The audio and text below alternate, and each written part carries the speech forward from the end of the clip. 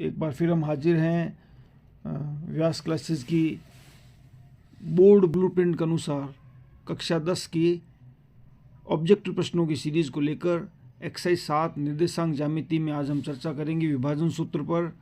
अगर एक रेखा A B है और उस पर कोई बिंदु P है तो उसे m1 अनुपात m2 में बांट। विभाजन सूत्र में अगर हमें x निकालना है तो m1 x2 plus m2 x1 बटा m1 प्लस m2, और y निकालना है तो m1 y2 plus m2 y1 बटा m1 प्लस m2।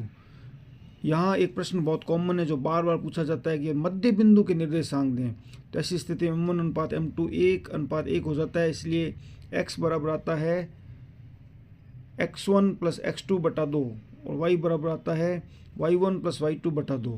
बिंदु A 4,0 तथा B 0,4 हो तो AB का मध्य बिंदु होगा, ये हमारा प्रश्न है। तो इसको हल करने के लिए हम देखेंगे कि मध्य बिंदु का सूत्र होता है x बराबर x1 प्लस x2 बटा 2। तो यहाँ हमारे पास A का मान, A जो बिंदु है उसका मान 4,0 है और B जो बिंदु है उसका मान 0,4 है।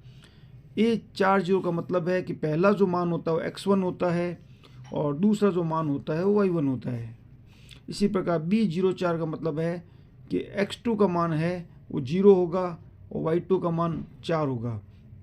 तो यहाँ पर x बराबर x1 प्लस x2 बटा 2, 4 प्लस 0 बटा 2, 4 बटा 2 2। इसी प्रकार y बराबर y1 प्लस y2 बटा 2, तो हम देखते हैं 0 प्लस 4 बटा 2, 4 बटा 2 2। इस प्रकार हमारे पास मध्य बिंदु के निर्देशांक आते हैं।